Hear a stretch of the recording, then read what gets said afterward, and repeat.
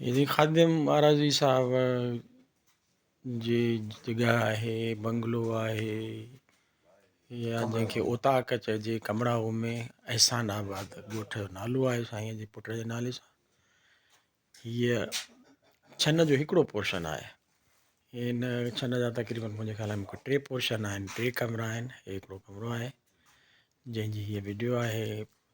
पीर साहिब जो पूरो जेको आहे सो पूरो पीर साहिब जो जेको ख़ानदानी तस्वीरूं आहिनि, पूरे पहिरें पीर साहिब पघारे खां वठी उहे सभु तस्वीरूं हिन हिकु ई तस्वीर में लॻियल आहिनि। हीअ छित आहे छन जी, हिनखे छन चइबो आहे। हिते चौरो बि ठहियलु आहे। हीअ आहे सिंध जी सकाफ़त, सिंध जो विरसो, सिंध जो कल्चर, ऐं सिंध वासी ऐं सिंध जा जेके आहे सो घण घुरिया हिनखे संभालियो अचनि ऐं सुहिणे नमूने सां। ही हिकिड़ी जिदत आहे। पुराणे ज़माने में त सादियूं छतियूं हूंदियूं सादे नमूने सां, पर हिन वक़्तु मतिलबु हिन दौर जे हिसाब सां इहो जिदत आहे। हिन में ख़ूबसूरती आंदी अथनि छत में। तव्हां बि ॾिसो, ॾिसण सां ई हिकिड़ो दिलि खे फ़रत थी थिए, दिलि खे तक़वियत थी मिले, अखियुनि खे सुकून थो मिले। हीअ हेॾा हिकिड़ो लॻो पियो आहे फ्रेम, हिन में बसि ईअं ई आहे।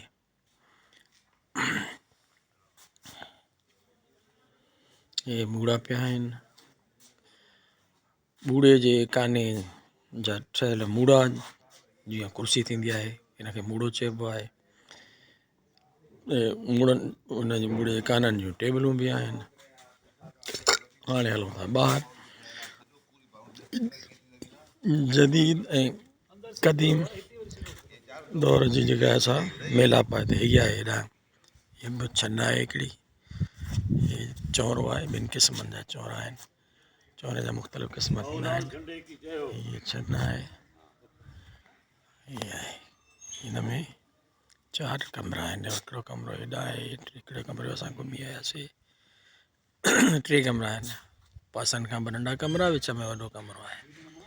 हाणे हिन तरफ़ जेका असां ही जदीद कंस्ट्रक्शन आहे, ही हुई क़दीम, मतिलबु जेको पुराणो हितां जो थर जो सकाफ़ती या रिहाइश जो तरीक़ेकार हुयो। छननि में ऐं चौरनि में रहंदा हुआ माण्हू, पर हे अलाह जंहिंखे ताक़त ॾिए थो, पैसो अचे थो, त पोइ वरी माशाअल्लाह हिकिड़ी सुठी हैसियत रखंदड़ आहे खादिम आराज़ी साहिबु। ऐं हुनजो हे बंगलो आहे। अंदरि वञी हितां मतिलबु हिन जी यानी इमारत एतिरी नज़र अचे थी पई। हे साम्हूं हे पार्क आहे, लॉन आहे, ऐं ॿाहिरि जेका आहे सो अंबनि जो बाग़ आहे। हिन में पाइन जा वण बि लॻियल आहिनि। हेॾा ॾिसो, हे पाइन जा वण आहिनि, खजनि जा वण आहिनि, स्वांजड़े जा वण आहिनि, ॿिया फलदार ऐं गुल ॿूटा बि आहिनि, फलदार वण बि आहिनि।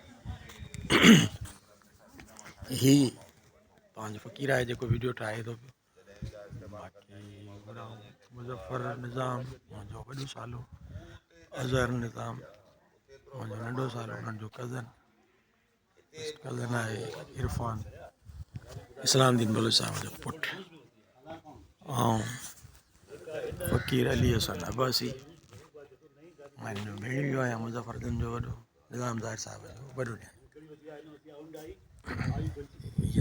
आहे ज़ैतूननि जो बाग़ आहे। जदीद तरीक़े सां हिकिड़ो बहितरीनु कंस्ट्रक्शन थियल आहे। उन खां पोइ अॻिते ई मस्जिद ॾांहुं थो वञे रस्तो, ई साम्हूं मस्जिद आहे, तमामु ख़ूबसूरत मस्जिद ठहियलु आहे। हे पका रस्ता पैसेजिस ठहियल आहिनि। वॾो ख़र्च कयो आहे माशाअल्लाह, तमामु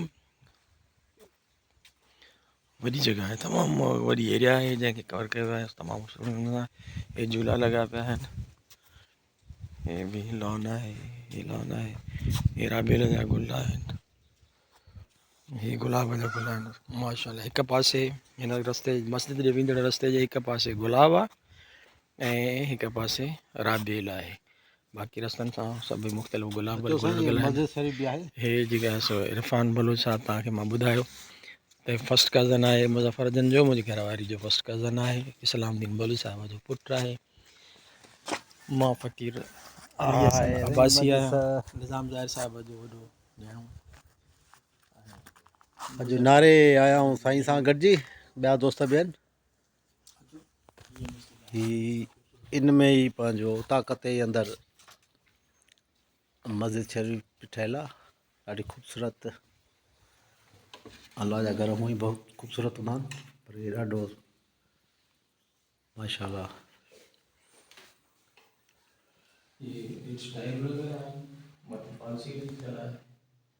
माशाअल्लाह एसी भी लॻल आहे, मस्जिद में नंढी मस्जिद आहे।